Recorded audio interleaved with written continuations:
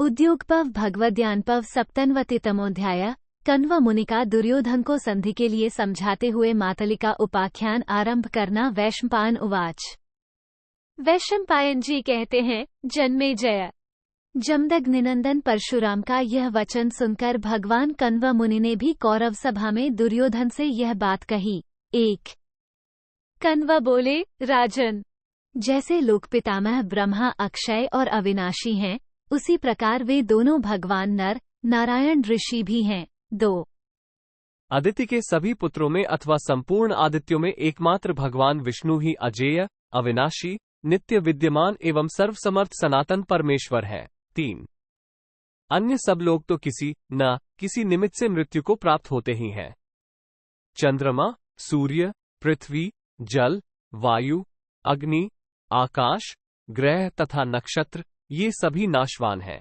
4 का विनाश होने के पश्चात ये चंद्र, सूर्य आदि तीनों लोकों का सदा के लिए परित्याग करके नष्ट हो जाते हैं।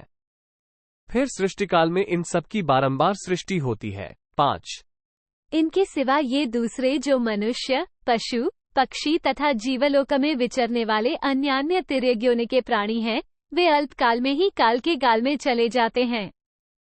राजा लोग भी प्रायः राजलक्ष्मी का उपभोग करके आयु की समाप्ति होने पर मृत्यु होने के पश्चात अपने पाप पुण्य का फल भोगने के लिए पुनः नूतन जन्म ग्रहण करते हैं। 7 राजन, आपको धर्मपुत्र युधिष्ठिर के साथ संधि कर लेनी चाहिए।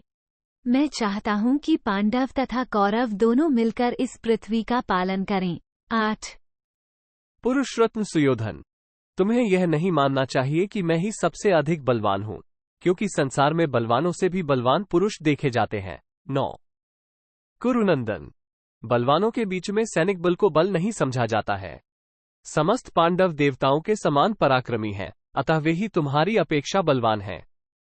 इस प्रसंग में कन्यादान करने के लिए वर ढूंढने वाले मातली के इस प्राचीन इतिहास का उदाहरण दिया करते हैं। त्रिलोकीनाथ इंद्र के प्रिय सारथी का नाम मातली है।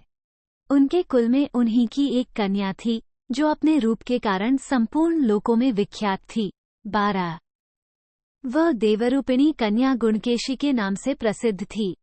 गुणकेशी अपनी शोभा तथा सुंदर शरीर की दृष्टि से उस समय की संपूर्ण स्त्रियों से श्रेष्ठ थी। 13 राजन, उसके विवाह का समय आया जान मातली ने एकाग्रचित हो उसी के विषय में चिंतन करते हुए अपनी पत्नी के साथ विचार विमर्श किया। 14 जिनका शील स्वभाव श्रेष्ठ है, जो ऊंचे कुल में उत्पन्न हुए यशस्वी तथा कोमल अंतःकरण वाले हैं, ऐसे लोगों के कुल में कन्या का उत्पन्न होना दुख की ही बात है।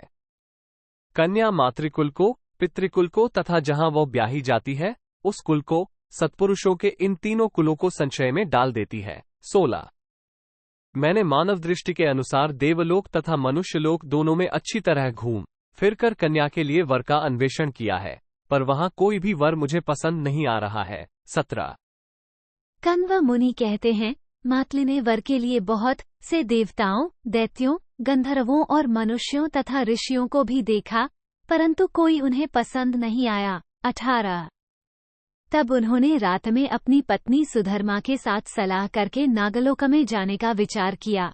19 वे अपनी पत्नी से बोले, देवी, देवताओं और मनुष्यों में तो गुणकेशी के योग्य कोई रूपवान वर नहीं दिखाई देता।